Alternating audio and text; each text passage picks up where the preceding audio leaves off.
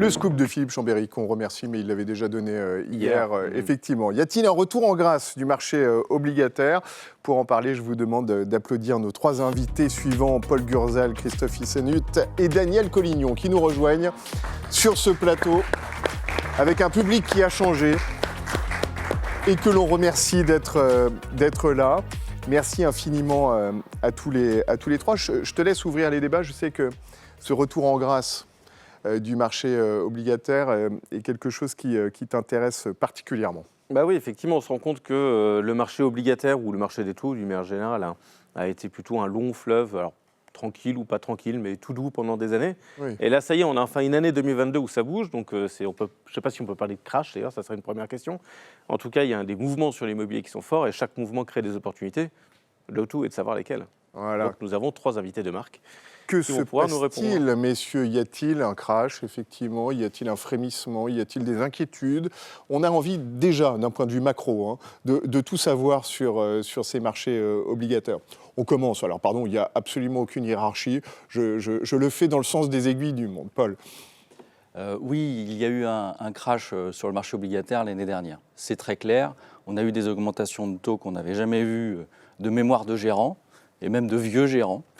Tout ça a été drivé, bon, je ne sais pas, mais en tout cas, tout ça a été drivé évidemment par l'environnement post-Covid et en particulier l'inflation, qu'on n'avait pas connue à ces niveaux-là depuis 40 ans, on va dire. Et donc, on peut raisonnablement parler de crack quand vous avez les taux sans risque à 10 ans allemands qui passent de 0 à 2,5, quand vous avez les taux de treasuries à 10 ans qui passent à 4, avec des performances sur la partie la moins risquée du gisement obligataire qui fait entre moins 15 et moins 20. Ce qui était terrible pour les investisseurs, c'est que finalement, si vous, en début 2022, si vous achetiez des choses très peu risquées, c'est là où vous avez fait la plus mauvaise performance.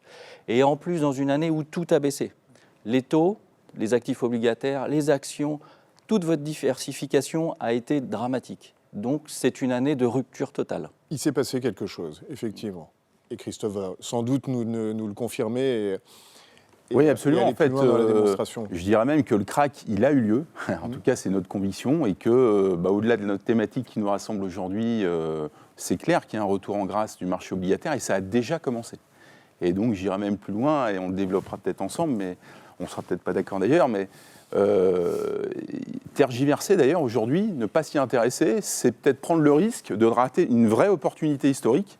Parce que c'est vrai que quand on regarde 2022, quand on regarde des données très anciennes, même aux États-Unis, sur presque un siècle, ce qu'on a vécu en 2022 en termes de baisse des obligations, notamment des baisses du prix des obligations de grande qualité, ça n'a pas eu lieu depuis les années 30, presque un siècle. Donc, il faut vraiment s'y intéresser aujourd'hui. Alors, pour toi, Christophe, la purge est faite? Le crack est fait? Alors, pour nous, la purge est faite. La purge est faite. La purge est faite et le rebond a commencé. Est-ce qu'il y a cette même analyse de ton côté, Daniel? Pas complètement. Ah. Pas complètement. Alors pour repositionner les choses, moi je pense que la période comparable est celle des années 70. J'y étais. Donc, et à l'époque, on a eu un double crack pétrolier, donc des matières premières qui ont lancé donc, l'inflation. L'inflation par les matières premières, qui est relativement similaire ressemble un peu à ce qu'on connaît aujourd'hui et qui a conduit à une inflation de près de 15% et à des taux de 17% en 80. Et depuis toutes ces périodes, personne ne les a connues. Et dans ces périodes-là, on avait des taux dont la logique était taux d'inflation plus croissance économique et des taux réels positifs. On a oublié ça sur les quelques dernières années, puisque tout a été... on savait piloter en temps d'inflation en ce temps-là, d'une certaine façon. De toute façon, on n'avait pas trop le choix. Oui, en plus. Et puis on a dit beaucoup de bêtises. Quand l'inflation est descendue à 5, on a dit que c'était le socle incompressible en France. Quand elle est passée à 0, on a dit qu'il n'y aurait plus jamais d'inflation. Donc je me fie. Pour moi, la situation actuelle peut perdurer, mais il y a encore beaucoup trop de liquidités sur le marché. Et le jour où elles sortiront pour de vrai, je ne suis pas sûr que la hausse des taux soit terminée. En tout cas, ce n'est pas les années 30 où les banquiers se jetaient par la fenêtre, effectivement, à New York ou ailleurs. D'ailleurs, je vais vous poser une question stupide de journaliste, vous allez me dire que c'est un pléonasme, mais vous me parlez de crack. Moi, je ne l'ai pas vu à mon poste d'observateur, ou en tout cas, il n'a pas été commenté dans le grand public. C'est un crack qui a été vécu par le monde de la finance, dans ce cas. Christophe. Oui, il a été vécu par le monde de la finance. Avec peu de répercussions au grand public, pour le dire autrement. Exactement. En fait, pour illustrer les choses, qu'est-ce qui s'est passé en 2022 ? C'est que des obligations de grande qualité, de maturité 5-6 ans, elles valaient 100 au début de l'année 2022, c'est-à-dire leur prix d'émission et leur prix de remboursement, grosso modo, et elles sont tombées à peu près à 80, un peu au-dessus de 80. Donc c'est à peu près moins 20% sur ce type d'obligations de qualité en 2022. C'est quand même très très fort. Donc aujourd'hui, eh bien, vous avez la possibilité d'acheter ces obligations avec une décote importante par rapport au prix de remboursement, en plus des coupons qui vont venir. Donc vous avez un peu deux moteurs de performance là-dessus. Bon, avant de laisser Philippe poser, je sais qu'il a un feu de questions extrêmement nourri. La question sondage que l'on vous pose en ce moment, vous avez commencé à y répondre. Est-ce que vous avez positionné un ou plusieurs de vos clients sur un fonds obligataire daté depuis l'été dernier? Vous voyez que c'est assez timoré, 38% seulement l'ont fait depuis l'été dernier. On sent qu'il y a effectivement une forme de méfiance. Alors, je dirais que c'est déjà plutôt bien, parce que je pense qu'on devait être proche de zéro l'année dernière. Oui. Donc, ou peut-être pas à zéro, mais au creux de la vague. 10 ou 15%. Donc, il faut noter la progression. Voilà, la question que j'ai posée peut-être à Paul, c'est aujourd'hui, on a une hausse des taux qui est importante. On a une volonté des banques centrales de freiner cette inflation. Quelque part, le risque, c'est aussi de freiner aussi l'économie. On sait très bien que sur le mode obligataire, il y a toujours un risque de contrepartie, surtout sur l'obligataire des entreprises. Est-ce qu'aujourd'hui, on sent qu'il y a un risque de contrepartie qui est plus fort, ce qui pourrait expliquer d'ailleurs la baisse des valorisations, ou c'est juste l'effet taux en fait? Alors, oui et non. C'est-à-dire que quand vous regardez déjà la défaillance des entreprises aujourd'hui, les taux de défaut, on est autour de 1,5-2%. Mais ça, c'est le passé. Je pense qu'il faut se projeter sur les taux de demain. Vous pouvez le faire, vous inquiétez en France ou dans le monde? En Europe et aux États-Unis. D'accord. Demain, ce qu'il faut avoir en tête pour demain, et donc pour la défaillance des entreprises, c'est les projections qu'on a sur l'activité économique. Finalement, aujourd'hui, l'activité économique, que ce soit en Europe ou aux États-Unis, on s'attend à un 0 moins, 0 plus. Rien de dramatique encore. Même si on fait un petit peu moins que le 0 moins en Europe, on peut faire peut-être moins 1, ce n'est pas dramatique. Pourquoi?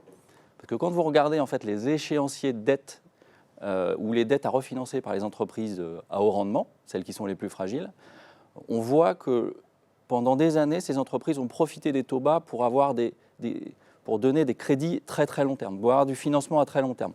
C'est la même chose que sur le crédit immobilier pour les particuliers. Qui n'a pas renégocié son crédit immobilier et l'a allongé sur la durée. Les entreprises ont fait la même chose. Donc dans les 2 prochaines années, vous allez avoir uniquement 17% du gisement global qui va devoir être financé en Europe et 7% aux États-Unis. Alors oui, les taux de défaillance vont monter un petit peu, mais vont revenir vers plutôt des moyennes historiques, plutôt vers les 4%, c'est ce qu'on pense. Et donc rien de dramatique pour les valorisations. Daniel, vous partagez si j'entends bien, l'économie est relativement stable, et même si c'est zéro, c'est pas une catastrophe comme on a pu en vivre à d'autres périodes. Mon sentiment, c'est que l'économie, effectivement, est plus résistante qu'on aurait pu le penser. Et aujourd'hui, on a quand même beaucoup d'entreprises qui ont beaucoup, beaucoup d'argent. Donc, avant que la raréfaction du crédit et la hausse des taux ne les touche, il va se passer un certain temps quand même. Là, ils ont du cash. Alors, j'aimerais qu'on fasse un focus sur le monde de l'assurance. Je pense que tu connais un peu. Sur le monde de l'assurance, parce qu'en fait, ces bouleversements, je pense vraiment sur la partie de la gestion de l'actif général, donc du fonds euro des compagnies d'assurance. On a quand même vécu un truc extraordinaire entre les taux négatifs il y a peu de temps, qui étaient vraiment une vraie menace pour les nouveaux investissements sur le fonds euro, à des taux qui sont aujourd'hui très élevés, qui sont limite une opportunité par rapport au fonds euro. Comment ça fonctionne dans la gestion d'une compagnie d'assurance ou la gestion du fonds euro, et quelque part, c'est quoi la perspective qui est liée à ça sur ce type de produit? Eh bien, un fonds euro, c'est un gigantesque portefeuille dans lequel on a des obligations, des actions, de l'immobilier, enfin tout type de placements financiers, comme les particuliers d'ailleurs dans leur placement. Si on regarde la partie obligataire qui est aujourd'hui impactée par l'évolution des taux, on a un stock qui est issu des investissements qu'on a fait dans le passé. Évidemment, ce stock, il ne va pas bouger du jour au lendemain, sauf avoir des obligations à taux variable, mais elles étaient tellement chères qu'on n'en a pas acheté beaucoup, ou avoir des couvertures de taux. Eh bien, les obligations du passé continueront à rapporter le même taux que celui auquel on les a achetés. Donc aujourd'hui, ce qui va faire évoluer la rentabilité obligataire, ce sont les nouveaux achats obligataires qu'on a soit en face d'un remboursement d'une vieille obligation, soit en fonction de la collecte que l'on fait sur les fonds euros. Et donc, selon qu'on a une faible collecte relative ou une forte collecte relative, ça va reluer, pour utiliser cet affreux mot. Mettre de l'eau tiède dans une bassine d'eau froide, pour reprendre l'expression que tu connais. Absolument, absolument. Ça va réchauffer l'eau, mais plus ou moins vite. C'est le petit robinet dans une grande baignoire ou le jet d'eau très important dans un petit lavabo. Les choses ne sont pas exactement les mêmes. Et quelque part, j'aimerais qu'on aille un peu plus loin. Aujourd'hui, on peut mesurer la solidité. Je ne sais pas si on peut parler de solidité, mais en tout cas, l'intérêt du fonds euro à sa capacité aujourd'hui à collecter ou pas, ou je vais trop vite dans mon analyse. Non, c'est effectivement un peu rapide parce qu'en fait, il faut voir aussi ce que les assurés font du fonds euro. Très clairement, lorsqu'on s'est créé il y a 15 ans, le fonds euro était très important. Et le fait d'avoir un fonds euro plus rentable que nos concurrents nous a aidé à nous développer. Depuis, les choses ont beaucoup changé. Et le fonds euro n'est plus qu'un fonds de passage, un fonds d'attente, un fonds qui sert à diluer le risque sur des placements plus risqués. Et de moins en moins, alors évidemment, il ne faudrait pas s'écarter trop des normes de marché, mais de moins en moins, on a des remarques sur le taux de rendement du fonds euro. C'est un outil parmi d'autres, mais ce n'est plus le Graal qu'on a connu depuis le début des années 80, où le fonds euro, tout seul, permettait de gagner du pouvoir d'achat tous les ans. Oui, bien sûr. Mais... Je pose des questions de journaliste. Mais je t'en prie. La question, tu le fais bien. La question suivante, c'est qui va aller plus loin, parce que je pense qu'on a quand même beaucoup de questions de la part des conseillers en gestion de patrimoine sur ce sujet-là. C'est est-ce qu'il faut se méfier ou est-ce qu'il faut avoir peur d'un fonds euro qui décollecte ? Globalement, un fonds euro, il ne faut pas analyser fonds euro par fonds euro, il faut analyser la situation globale d'un assureur. Un assureur qui aurait un petit assureur qui aurait une forte décollecte sur ses fonds euros sans avoir de réserve par ailleurs, pourrait se retrouver dans une situation un peu compliquée. D'accord. Je n'en connais pas. Je n'ai pas aujourd'hui le sentiment que des assureurs soient dans une situation de cette nature. Ouais, globalement, beaucoup d'assureurs ont emmagasiné des réserves, donc les participations aux bénéfices, provision pour participation aux excédents. Provision, voilà. Et aux excédents aux bénéfices, c'est les PPB ou PPE. Là, ils ont emmagasiné des réserves. Quelque part, ils ont rempli le grenier justement pour que, en ce moment, si jamais ils ont besoin de mettre un peu sortir des réserves de leur grenier, de les mettre aussi aujourd'hui sur la préférence. Alors, il y a effectivement ce phénomène-là. Et puis, ce qu'il faut voir aussi, c'est que les assureurs qui sont aujourd'hui en décollecte ou en faible collecte l'étaient déjà par le passé. D'accord. Et autant aujourd'hui, ils ont du mal à renouveler leur stock d'obligations, autant quand les taux étaient négatifs ou très très faibles, ils n'ont pas eu beaucoup à investir. Donc ils ont un stock qui est plus avantageux que d'autres. Oui. Donc l'un dans l'autre. L'un dans l'autre, tout va bien. On marque une toute petite pause avant de poursuivre ce débat qui est passionnant. Et on va parler intégration de la durabilité avec Laetitia Barrier. Petite pub juste avant, comme d'habitude.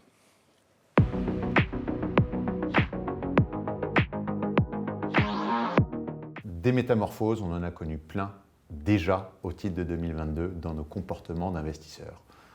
Confirmation de l'attrait pour les SCI, émergence de nouvelles classes d'actifs telles que les infrastructures et le private equity et confirmation de l'intérêt pour les fonds à yield à échéance. C'est un tournant qu'on a pris, nous aussi, chez Swiss Life AM et qui va se confirmer et se concrétiser en 2023.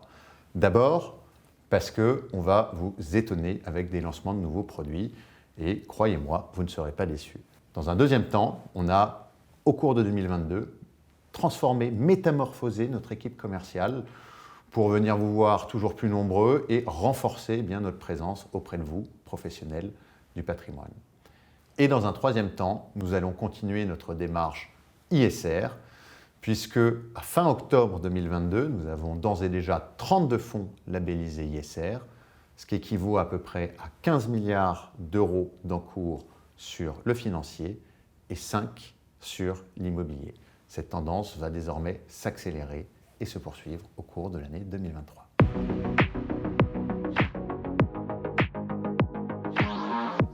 Pourquoi on vous rebat les oreilles avec la durabilité ?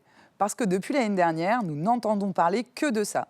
Norcia se devait de commencer l'année à faire ce sujet brûlant, la durabilité.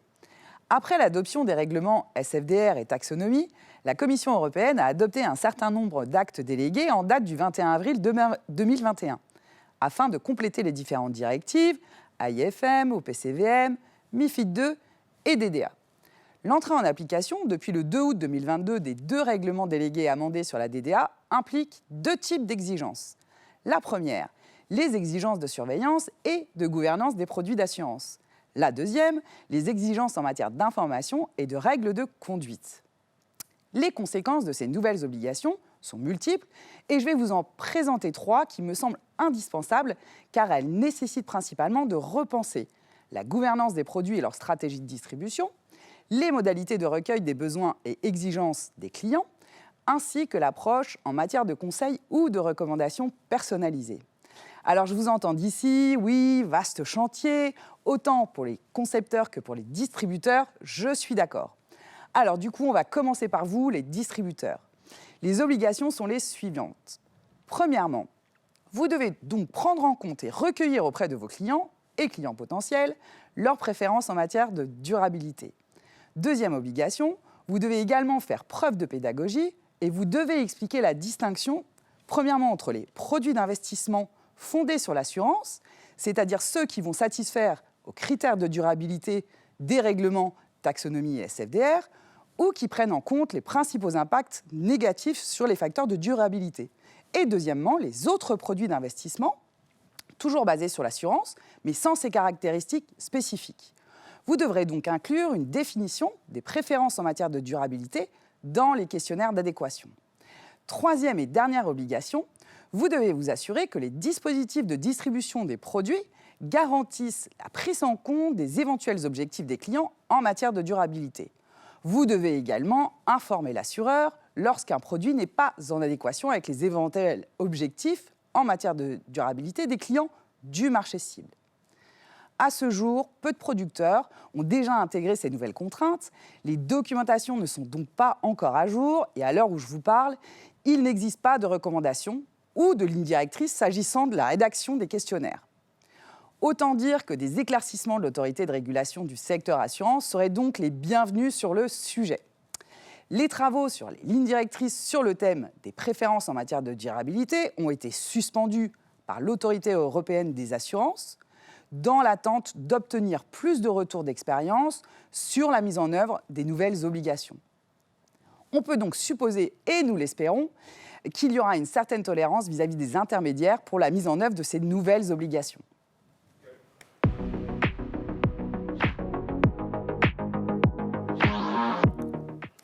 Le retour en grâce du marché obligataire. Vous continuez à nous poser vos questions sur le chat, on les relaiera aussitôt. Petite question d'ailleurs très simple, presque naïve que je me pose.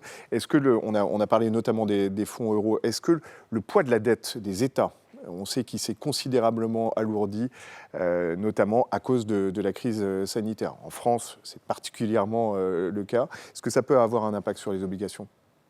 Alors oui, cette année, la Banque Centrale Européenne sort complètement quasiment du marché de la dette, donc ne va plus acheter comme elle le faisait les précédentes années de la dette obligataire de manière générale, et en particulier de la dette d'État. On s'attend à peu près à plus 500 milliards d'offres nettes de la part des États européens sur le marché. Il va falloir trouver des acheteurs à cette dette-là. Ça peut être qui ? La bonne nouvelle, c'est que pendant des années, l'obligataire n'intéressait personne, si ce n'est les institutionnels qui avaient l'obligation de le faire. Voilà. Aujourd'hui, vu les niveaux de taux qu'on atteint, on est quasiment à 3% sur l'OAT, donc sur le crédit, on se balade entre 5 et 8 en fonction de la qualité. On retrouve des rendements obligataires qui sont très, très décents. Et donc, c'est pour ça qu'on est assez optimiste.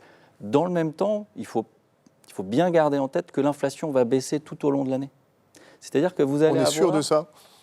En tout cas, nous, on est très, très certain que l'inflation va baisser et va probablement atterrir vers des niveaux plus acceptables pour les banques centrales. C'est combien un niveau acceptable ? Un niveau élevé, c'est entre 3 et 4%. Nous, on juge que l'inflation européenne à la fin de l'année, probablement, sera entre 3,5 et 4%. Alors, du tout, ce n'est pas du tout consensuel, ce que je dis. Oui. Mais c'est notre vision. Parce que quand vous regardez les ferments de l'inflation, ils ont tous disparu. Les matières premières sont en baisse de manière globale. Le prix du gaz sont en baisse, même s'ils sont en hausse depuis 2021, mais baissent de manière très forte. Cet été, on n'aura pas de crise énergétique, puisque c'est l'hiver qu'on a des crises énergétiques. Et là, on risque de ne pas en avoir, en plus, cet hiver, a priori. Voilà. les prix du fret, les prix des fertilisants qui ont impacté les prix notamment du blé, notamment de tout ce qui est agriculture, et les prix de la nourriture sont en baisse. Tous les ferments de l'inflation sont vers le bas.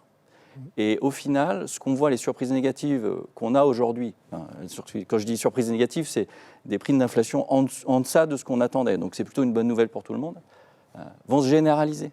C'est le cas aux États-Unis, c'est le cas en Europe. Donc, baisse de l'inflation cette année, augmentation de l'offre, mais de nouveaux clients sur cette dette-là. Vous êtes tous d'accord? Parce que, pardon, mais dire l'année va bien se passer, c'est presque un pari qui est audacieux, qui est magnifique de votre part, mais est-ce qu'on a vraiment la certitude de ça? Et si la guerre dégénère? Par exemple, la guerre en Ukraine. Est-ce qu'il y a une nouvelle inflation qui arrive par les salaires? Il y a une nouvelle inflation qui arrive pour une autre cause, Daniel? Je pense qu'on raisonne tous autour d'un scénario central. Et le scénario central, par définition, ne peut pas être apocalyptique. Mais clairement, il y a des incertitudes, et les incertitudes sont fortes en ce moment. Une aggravation de la guerre en Ukraine, les conséquences du Covid en Chine, selon que ça sera vite l'immunité collective ou pas, ça peut changer pas mal de choses. Aujourd'hui, ce qu'on essaye de faire de plus en plus, c'est de regarder le champ du possible et d'être sûr de pouvoir avoir une offre qui soit rentable pour tout le monde dans l'ensemble des domaines. Alors, comment, dans ce contexte, on a compris une forme d'optimisme, et 3 ou 4% à l'échelle européenne, en plus, ça voudrait dire une inflation beaucoup plus basse en France, si on prend que la France, puisqu'on sait qu'on est largement au-dessous de l'inflation de nos voisins. Comment on joue? Avec quels produits on joue, Christophe? Alors, chez Telorem, on a conçu Ils aiment bien jouer chez Telorem. On a conçu des produits, on va dire, optimisés, donc qui sont nos fonds. On a aussi, parce que Taylor, c'est le tailleur, donc c'est des solutions sur mesure aussi. Donc on peut aussi adapter au cas par cas des solutions sur mesure. Ce qu'on a créé, nous, dans ce contexte particulier de 2022, c'est un fonds daté. C'est un fonds daté. Je crois que c'est intéressant pour les clients d'avoir un fonds daté. Pourquoi? C'est quoi un fonds daté? C'est un panier d'obligations qui arrive à une échéance qu'on connaît et sur lequel il y a un rendement. Donc, par conséquent, on offre une visibilité sur ce type de... Et c'est garanti. Alors, c'est garanti par les émetteurs, donc il peut y avoir des défauts. Sauf défaut d'émetteurs, on le disait tout à l'heure. Oui. C'est pour ça que nous, chez Taylor, effectivement, on voit l'opportunité de rendement, on est assez optimiste aussi, mais on voit aussi une remontée des défauts. Et donc, on a adapté nos produits à ce double contexte.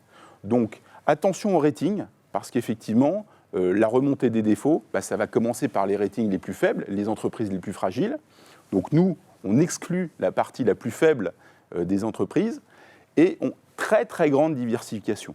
Le fonds qu'on a lancé, 200 obligations équipondérées, 0,5% d'exposition par émetteur. Donc il faut réduire vos probabilités de défaut, donc attention au rating. Et 2, même s'il y a un problème sur une valeur, ce n'est pas beaucoup d'impact sur le fonds. Quelle performance on voit les choses. Je comprends, Christophe, que ton jeu, c'est donc la photographie. On fait une photo à un moment donné très pixelisée parce qu'il y a beaucoup d'émetteurs pour justement se projeter là-dessus. Donc, est-ce que, moi j'ai une question fondamentale que je pose à Paul. Est-ce que le fonds daté, c'est une mode ou est-ce que c'est une vraie tendance de fond? Bon, c'est un peu la réponse. Mais, Ou est-ce que c'est daté? Ou est-ce que c'est une mode? Alors, c'est une mode qui dure longtemps à la française, puisque c'est le 37e vintage qu'on lance à la française. Okay. Ça fait 20 ans qu'on fait ça. On est content d'avoir plein de copains qui font la même chose que nous aujourd'hui. Non, je pense que ça offre... L'obligataire, c'est compliqué pour les gens. Vous en parliez. C'est compliqué, l'obligataire. L'avantage d'un fonds échéance, c'est que c'est simple à comprendre. Vous avez un rendement, une maturité, une diversification. Et c'est la mode aujourd'hui. Pourquoi? Parce que les rendements sont énormes. On n'a pas vu ça depuis des années. D'accord? Dans un contexte macroéconomique, et on en parle, qui est incertain par nature, encore plus aujourd'hui. Mais les opportunités que offrent les fonds datés aujourd'hui sont incroyables. Pourquoi? Parce que vous avez eu la combinaison d'une hausse des taux sans risque et d'une hausse des spreads de crédit. Or, globalement, ça se passe assez rarement comme ça. Généralement, il y en a un qui compense l'autre. Donc là, vous avez l'addition finalement de deux phénomènes qui sont exceptionnels. Et même si on a quelques défauts sur le marché, vu les rendements atteints aujourd'hui, Vous êtes large, ça quel vous est paye l'ordre des largement rendements, justement Hmm. Quel est l'ordre des rendements atteint aujourd'hui? Alors aujourd'hui, nous, on a un fonds qu'on commercialise qui s'appelle Rendement Global 2028, qui fait en brut 8,5% de rendement. C'est des fonds, encore une fois, hein, nous, ça fait... alors, j'ai pas fait les 37e. Brut de quoi? Brut des frais de gestion du fonds, c'est ça? Brut, ouais. Quand vous mettez tous les frais, vous êtes, tous les frais, vous êtes à 6,5, D'accord. globalement. Encore une fois, nous, on a une grosse expérience sur les fonds à échéance à la française. Donc, c'est pas une mode? C'est pas une mode, mais surtout, j'ai l'habitude de dire que c'est un peu comme le vin. C'est-à-dire qu'il y a des bonnes années et il y a des années où c'est plutôt de la piquette. Ah. Cette année, c'est une année exceptionnelle. Je vous le dis. Alors, peut-être que le premier... Bon, en Bordeaux, ils nous sortent des années exceptionnelles tous les ans maintenant. Hein, mais Ouais, mais alors... Bon, moi, je peux vous dire ça en tant que... Enfin, vous donnez les millésimes 5 ans avant, quand même, hein, parce que c'est le fonds 2028... moi, je peux vous dire ça, mais globalement, c'est quand même pas un hasard si tout le monde en vend et en lance aujourd'hui. C'est que les rendements atteints... il y a une vraie opportunité sur ce segment. C'est très important. Alors, j'aurais même question sur la gestion du fonds euro. Donc, je comprends sur le asset management, on prend une photo à un moment où on investit, on prend le new cash, on le place sur les opportunités. Le fonctionnement sur un fonds euro est différent parce qu'on a toujours notre bassine d'eau froide où on a toujours notre historique qui suit. C'est une vraie opportunité aussi pour un gestionnaire de fonds euros ou est-ce qu'on prend les choses différemment par rapport à un asset manager? Dans un fonds euro, on fait nous-mêmes notre diversification sur les lignes obligataires, mais effectivement, on est très, très sensible à l'évolution des taux et des spreads et de belles opportunités qui se présentent. J'aurais juste insisté sur un point parce que l'évolution des taux nous fait réfléchir aussi à notre offre en tant qu'assureur. Et il y a un produit qui a complètement disparu du marché depuis longtemps, mais qui est en train de réapparaître, c'est l'obligation en direct. Oui. L'obligation en direct, aujourd'hui, offrir une obligation qui, en triple B, est entre 4 et 5% de rendement. Un particulier, c'est extrêmement intéressant et ça se vend d'ailleurs très très bien. Il y a juste un point qu'il ne faut pas perdre. Et qui s'intègre dans un contrat d'assurance vie. Tout à fait, comme unité de compte. On va en lancer de manière assez significative cette année, puisque c'est le bon moment. En fait, on est d'accord sur ce point. Il y a juste quelque chose qu'il faut avoir bien en tête, qui joue tant sur les fonds datés que sur les obligations directes, c'est que contrairement aux fonds euros où la rentabilité est certes plus faible, le capital est garanti à tout moment.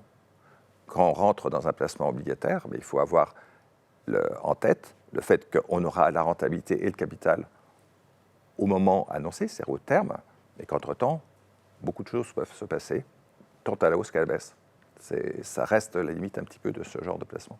Et je veux dire, est-ce que dans la cuisine du fonds euro, est-ce que, par rapport à Solvency 2, qu'on a aussi en tête de l'autre côté, est-ce que vous avez une possibilité en tant que gérant de fonds euro d'aller plus sur du crédit ou est-ce que vous avez toujours cette, je ne vais pas dire cette obligation, mais d'aller plus sur de l'État? On n'a aucune obligation réglementaire.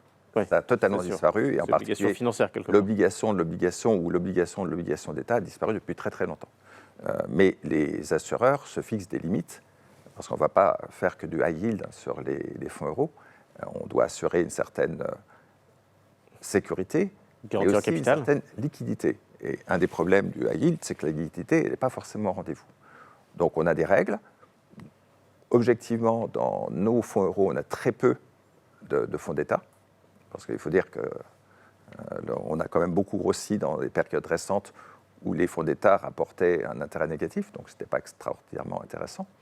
On a une répartition du triple A au triple B, et puis un petit peu de high yield aussi pour compléter, mais quelque chose d'équilibré. D'accord. Que je comprenne bien, une obligation en direct, c'est-à-dire que moi, client, allant chez mon CGP, je vais, à travers lui, acheter directement une obligation. Alors directement à travers le contrat d'assurance. C'est D'accord. une unité de compte. Donc ça rentre dans la logique et dans la fiscalité du contrat d'assurance, mais ça se comporte comme si on avait acheté l'obligation directe, donc avec des variations de cours qui sont liées à la variation des taux d'intérêt. Donc si, comme mes voisins le disent, on est dans une période faste où les taux vont recommencer à baisser, le fait d'acheter une obligation aujourd'hui est extrêmement intéressant, puisque non seulement on aura la rentabilité qui est initialement prévue, mais on pourra aussi s'en dessaisir avec une plus-value si on a d'autres types de placements plus intéressants qui se présentent à l'avenir. Alors, Christophe, le produit de Taylor, qui a à peu près la même date, je crois que Tu nous en as parlé. d'échéance que celle de Paul. Rendement attendu. On a effectivement, depuis maintenant plus de 12 ans, maintenant également cette expertise sur les fonds datés. Et on a la possibilité d'aller sur des obligations très robustes, très bien notées, avec des ratings d'agence très élevés, et sur le high yield également. Donc on balaye le spectre, on va dire, des risques et des rendements, puisqu'effectivement, aujourd'hui, sur des obligations très solides, vous avez des rendements autour de 5%. Sur notre fonds totalement investment grade, c'est plus de 5% de rendement. Et sur le high yield, quand on enlève les parties les plus fragiles, on a aujourd'hui environ 7% de rendement. Donc nous, on préfère avoir parfois même un peu moins de rendement, mais aussi moins de risque de défaut, parce que c'est suffisant. 7% sur le high yield, aujourd'hui, c'est vraiment très intéressant. Beaucoup de diversification, fonds datés, et si on veut s'extraire des débats, est-ce que les taux, l'inflation, l'Ukraine, etc., on a un fonds short duration, maturité 6 mois à tout moment, 4% de rendement. Donc là, très linéaire pour la trésorerie. Aujourd'hui, ça peut être aussi une solution. En conclusion, dernière question. Écoute, j'ai une question pour Paul quand même, parce qu'il a quand même parlé de son fonds, mais comment dans cet univers de fonds vous faites la différence de fonds à échéance? Ah, entre les fonds à échéance? Ouais. Il y a plusieurs approches en fonction un peu de l'ADN de chaque boîte de gestion. Nous, ce qu'on met en avant depuis longtemps, hein, comme disait mon vieux père, l'expérience, ça s'acquiert, hein, ça se donne pas. Donc, avec nos vintage et notre expérience de plus de 20 ans sur les fonds à échéance, on a compris qu'il fallait être global, par exemple. C'est-à-dire qu'on n'a pas uniquement des investissements sur des boîtes européennes. Ça tombe bien, en ce moment, en Europe, il se passe des choses pas très drôles. Donc, d'avoir un environnement large, global et diversifié nous prémunit quand même de beaucoup de difficultés, en particulier de défauts, qui pourraient impacter significativement les portefeuilles. Et le dernier mot sera pour Daniel, à travers une question qui nous est posée par Gilbert Jean-Luce. Qu'advient-il des garanties des assureurs en cas de crise systémique? Exemple de l'euro. Intéressant, ça rejoint certains débats qu'on a eus. Les assureurs sont dans un régime dit solvabilité 2. Ce régime prévoit des principes de crise et on doit, en fonction de ces crises, constituer des fonds propres de manière suffisante pour y faire face. Alors pas à 100%, c'est-à-dire que s'il y a une bombe atomique qui tombe sur Paris, personne ne fera face à ce genre de choses, mais la plupart des risques, à hauteur de plus de 95%, des risques théoriques envisagés, sont couverts par ces fonds propres. Donc la réponse... Théoriquement, vous dites. Oui, théoriquement, mais ce sont des risques, on imagine que l'immobilier baisse d'un coup d'un seul de 25%, que les actions baissent d'un coup d'un seul de 39%. Scénario catastrophe. Ouais, les scénarios de Solvency... Des scénarios durs, quand même. Il n'y a pas de scénarios de Solvency 2 sont des scénarios durs, oui, c'est ça. C'est-à-dire qu'en fait, on prend vraiment des vraies situations de crise et on regarde comment l'assureur se résiste, en fait. Tout à fait. Donc, l'assureur a ses fonds propres pour résister. Et de fait, par rapport au capital nécessaire, enfin, théorique, bien sûr, dit SCR, les assureurs ont souvent 1,5 fois, 2 fois, 2,5 fois, 3 fois ces fonds propres. Donc, d'une certaine manière, seraient capables de faire face 2 ou 3 fois de suite à des crises de même ampleur.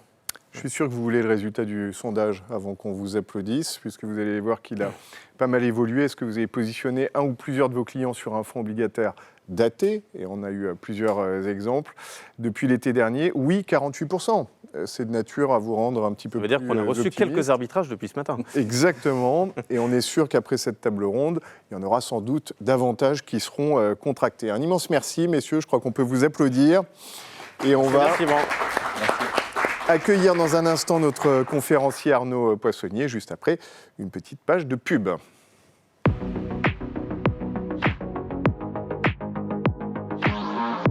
Crédit Suisse a annoncé fin octobre 2022 la mise en place d'une nouvelle stratégie visant à se recentrer et se focaliser sur les activités historiques de la banque qui en ont fait son succès, c'est-à-dire la banque privée, la gestion de patrimoine et toutes ses activités connexes. Les produits structurés sont aujourd'hui un élément à part entière de cette nouvelle stratégie et nous sommes ravis de vous annoncer qu'en janvier 2023, de nouvelles personnes nous rejoignent pour accompagner au mieux nos différents partenaires.